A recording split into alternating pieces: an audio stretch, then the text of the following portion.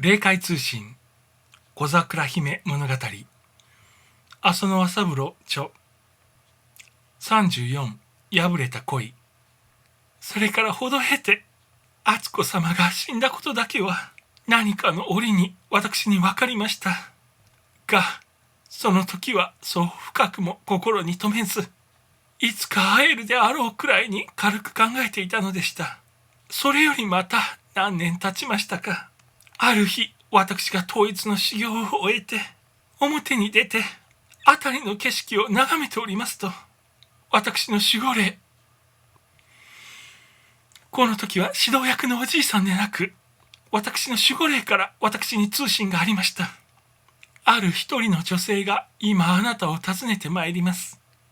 年の頃は40余りの大層美しい方でございます。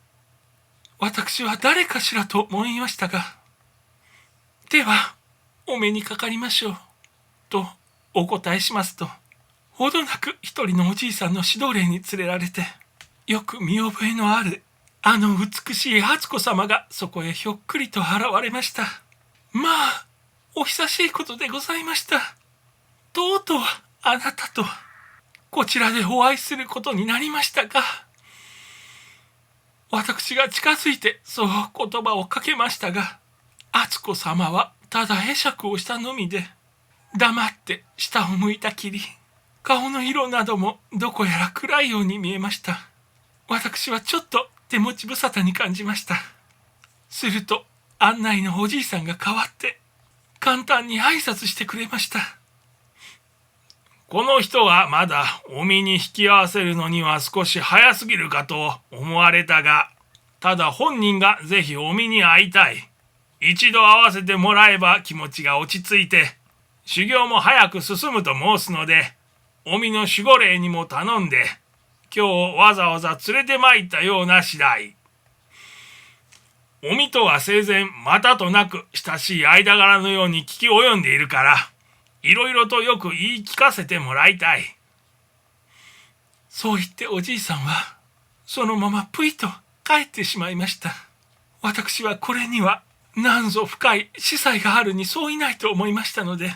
敦子様の肩に手をかけて優しく申しました。あなたと私とは幼い時からの親しい間柄。ことにあなたが何回も私のわび住まいを訪れて、いろいろと慰めてくだされたあの心尽くしは、今も嬉しい思い出の一つとなっております。そのご恩返しというのでもありませんが、こちらの世界で私の力に及ぶ限りのことは何なりとしてあげます。どうぞすべてを打ち明けて、あなたの相談相手にしていただきます。ともかくもこちらへお入りくださいませ。ここが私の修行場でございます。敦子様は最初はただ泣き入るばかり、とても話をするところではなかったのですが、それでも修行場の中へ入って、そこのしんとした清らかな空気に浸っているうちに、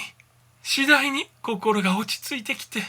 ぽつりぽつりと口を切るようになりました。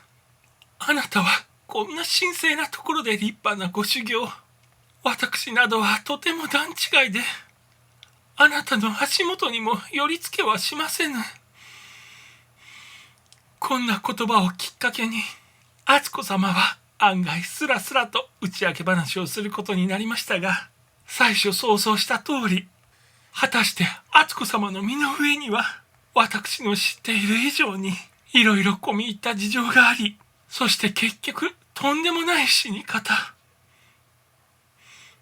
自殺を遂げてしまったのでした。敦子様はこんな風に語り出ました。生前あなたにもあるところまでお漏らしした通り、私たち夫婦の仲というものは上辺とは大変に違い、それは暗い冷たいものでございました。最初の恋に敗れた私には、もともとよそへ縁ずぐ気持ちなどは少しもなかったのでございましたが、ただ老いた両親に苦労をかけては済まないと思ったばかりに、死ぬるつもりで体だけは夫に捧げましたものの、しかし心は少しも夫のものではないのでした。愛情の伴わぬ冷たい夫婦の間柄。人様のことは存じませんが、私にとりてそれは世にも浅ましい、つまらないものでございました。嫁入りしてから私は幾度自害しようとしたか知れませぬ。私がそれも得せずに、どうやら生きながらえておりましたのは、間もなく私が身重になったためで、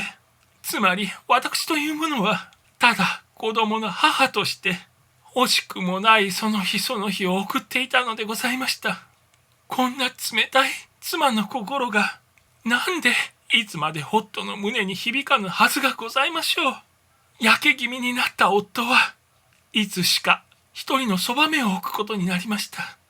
それからの私たちの間には前にも増して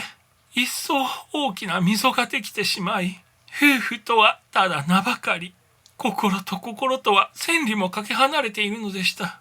そうするうちにぽっくりと天にも地にもかけがえのない一粒種の愛知に先立たれ、そのまま私はふらふらと気が触れたようになって、何の前後の考えもなく、会見で喉をついて、一途に子供の後を追ったのでございました。敦子様の話を聞いておりますと、私までが気が変になりそうに感じられました。そして私には敦子様のなされたことが一応もっともなところもあるが、さて何やらしっくり腑に落ちないところもあるように考えられて仕方がないのでした。